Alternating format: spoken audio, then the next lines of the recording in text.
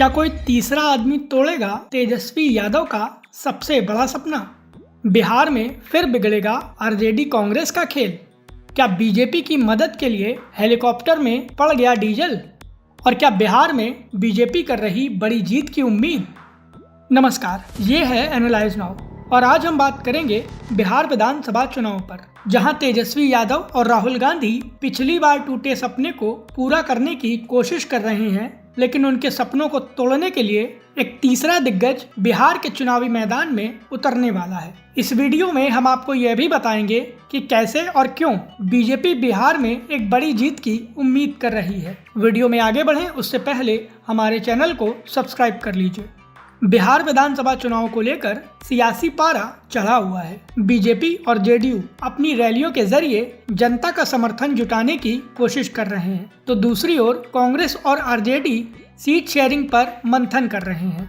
पिछले विधानसभा चुनाव के दौरान आरजेडी राज्य की नंबर 1 पार्टी बनकर उभरी थी और अगर कांग्रेस ने साथ दिया होता तो सीएम की कुर्सी पर तेजस्वी यादव 5 साल पहले ही बैठ गए होते। ऐसे में तेजस्वी यादव की कोशिश है कि किसी भी कीमत पर इस बार नीतीश कुमार को मुख्यमंत्री ना बनने दिया जाए। इसीलिए तेजस्वी इस बार कांग्रेस को ज्यादा सीटें देने के मूड में नहीं है। दूसरी ओर तेजस्वी और राहुल गांधी जो नैरेटिव लेकर निकले थे, बीजेपी ने उस नैरेटिव की हवा निकाल दी है। इसकी वजह यह है कि केंद्र की मोदी सरकार ने जातिगत जनगणना कराने का ऐलान कर दिया है। हमने इसको लेकर एक वीडियो पहले भी बनाया है, जिसे आप चैनल पर जाकर देख सकते हैं। बिहार में जाति का बोलबाला है और तेजस्वी को लग रहा था कि नीतीश के 20 साल के शासनकाल से जनता ऊब गई है और सत्ता विरोधी लहर का उन्हें फायदा होगा। लेकिन अचानक जातिगत जनगणना का ऐलान करके एनडीए ने विपक्षी दलों के पूरे नैरेटिव को ही ध्वस्त कर दिया है। इन सब के बीच अब तीसरे खिलाड़ी की भी चर्चा होने लगी है और यह तीसरा खिलाड़ी विपक्ष का सबसे ज्यादा खेल खराब कर सकता है।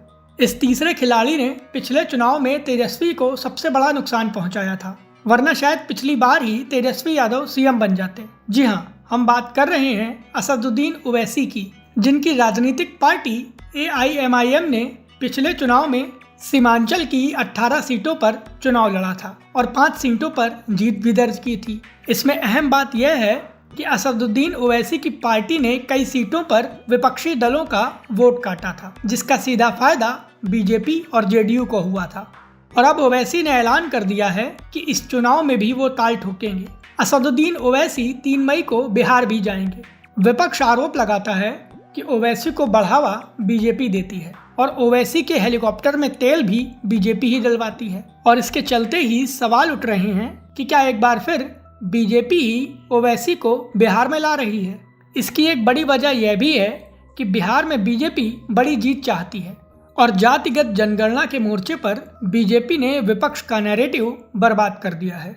लेकिन अगर बिहार में आकर ओवैसी मुसलमानों का वोट काटते हैं तो इसका सबसे बड़ा नुकसान विपक्ष को ही होगा। इसीलिए हमारा सवाल है कि क्या ओवैसी बिहार की सियासत में राहुल गांधी और तेजस्वी यादव का खेल एक बार फिर बिगाड़ देंगे? इस बारे में आपकी क्या राय है? प्लीज़ हमें हमारे कमेंट बॉक्स में ज़रूर बताएं। वीडियो पसंद आया हो तो इसे लाइक करें और हमें सपोर्ट करने के लिए हमारे चैनल को सब्सक्राइब करें।